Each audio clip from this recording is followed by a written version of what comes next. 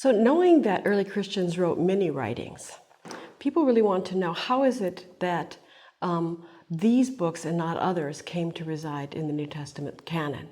Scholars answer this question by looking at citations. That is to say, when they were writing about and citing a particular book, did they treat it as scripture?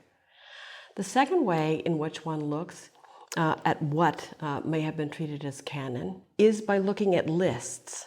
So perhaps by the end of the 2nd century, certainly into the 4th century, Christians began passing along lists of books that they considered to be scripture. These are scriptures, and these others, as Eusebius would say, are apocrypha. They are still useful, but they don't have the status of the canon.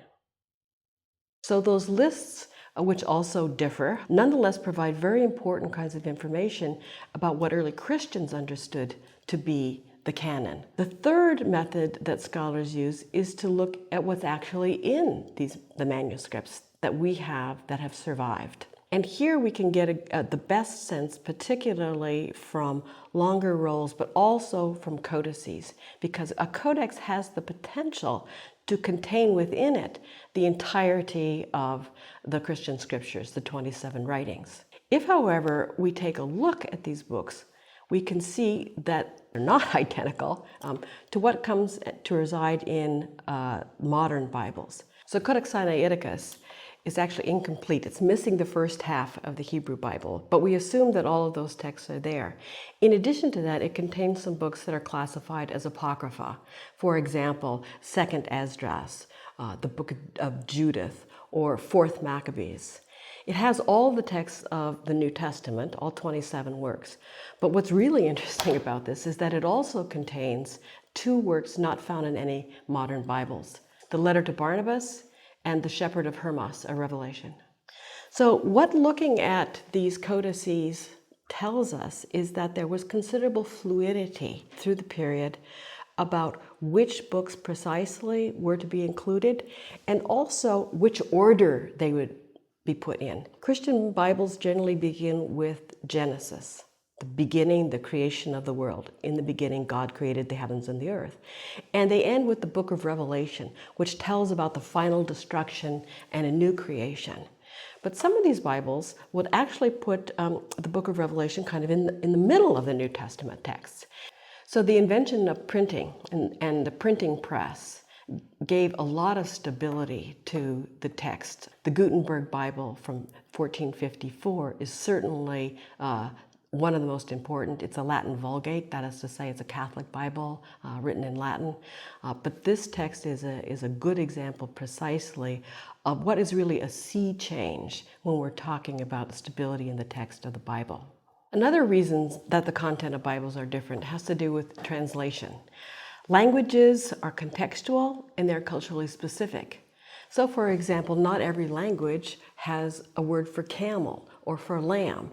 And so translators have to make choices about what words they're going to use. Languages differ in terms of their economic concepts, social organization, politics, and so on and so forth.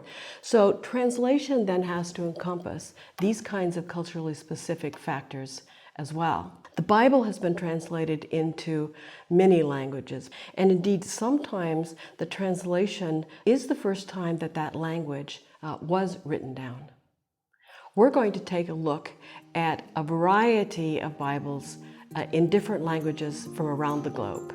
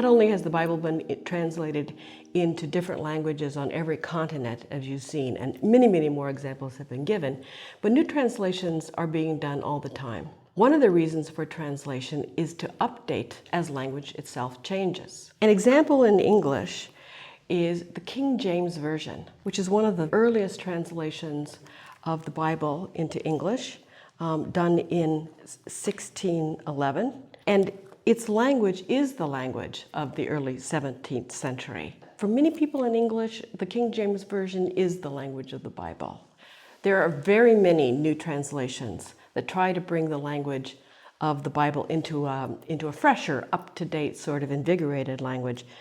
One of these is called The Message. Okay, it's the New Testament with Psalms and Proverbs, and it has a very different kind of style. You can see how this kind of style in the language is very colloquial, very much at least up-to-date modern American style English. Other Bibles were translated into what I can only call other languages.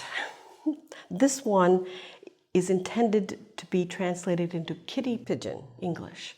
It's called, as you can see, the LOL, Cat Bible. I hesitate to try, in fact, to translate any of this. The last Bible in this discussion of translations that I want to bring to your attention is the Woman's Bible, translated by Katie Stanton in the late 19th century. It's a multi-volume work. The point of it was to bring out the roles of women and to point out the position that women are given in the biblical text. Katie Stanton was herself a suffragette and an activist. She provides not only a translation of the text, but extensive annotation, letting one understand precisely what the roles of women in the biblical texts were. So far we've been asking this question about why is it the Bibles are different. We've been looking at the fluidity of the tradition, the different manuscripts. We've been looking at different kinds of translations, and we've been looking at different formats, rolls versus codices and so forth. But this still doesn't explain the question of why some Bibles have different books in them than others. And for that, I think one has to take a look at the fact that they have different histories. Different geographical places develop kinds of Christianity that really belong in those places. So for example, Thomas Christianity entered the Malabar coast of India very early, and for centuries the tradition developed there, more or less independently of contact with, let's say, European Christianity. There was contact with the Syriac church and so forth. So you see those kinds of influences in a geographical locale. Or, for example, we could turn it to Africa.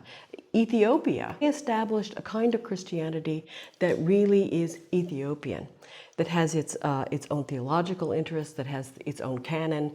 Much the same could be said about Christianity in other places, in Europe, in South America, in Australia, and so forth. We also see that certain kinds of historical events that make a difference. It's not just that Christianity developed differently because people were separated or isolated from each other. Christians also disagreed with each other. And disagreements, including theological disagreements or disagreements about practices, could also result in including or excluding certain kinds of books. The Protestant Reformation in the 16th century is a great example. It was during this time that Martin Luther, and other Protestant leaders excluded those books from what we're calling the Old Testament that became what we're now calling the Apocrypha. And they did so on the basis of theological grounds, on the basis of whether or not the books were used by Jews. The Jefferson Bible was actually put together by a president of the United States, Thomas Jefferson.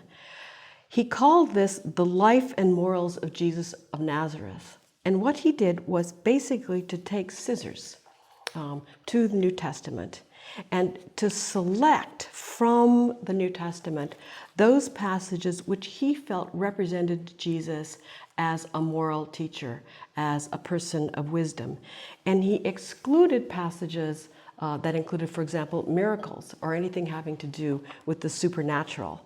This resulted in, as you may imagine, a rather shorter version of the New Testament. Finally, we should ask, how closed is the canon of the Bible? Is it possible to add more books. As we saw, Jefferson was happy to cut out whole passages, but we also see that people today have added. We already saw, for example, the Book of Mormon. The Book of Mormon doesn't take anything out. It contains a separate revelation that was given to Joseph Smith in the 19th century. Other people have suggested that Bibles should include some of those early Christian writings from the first centuries. An example of this is a very recent publication, a New Testament, edited by Hal Tausig. It's called A New Testament because he believes that there could be many types of Bibles that would include a variety of different kinds of texts. This one includes all 27 books of the New Testament, but has some additions, including, for example, the Prayer of Thanksgiving. It includes the Gospel of Thomas. This is an early Christian gospel that is a collection just of Jesus' sayings. It also includes less well-known things like this work, Thunder Perfect Mind, in which a prophetess speaks out in unusual kinds of language, saying, I was the one sent from the power, I came to those who were pondering me, so on and so forth. It also contains other gospels like the Gospel of Mary, and another work, quite beautiful work in my opinion, called the Gospel of Truth, as well as other books.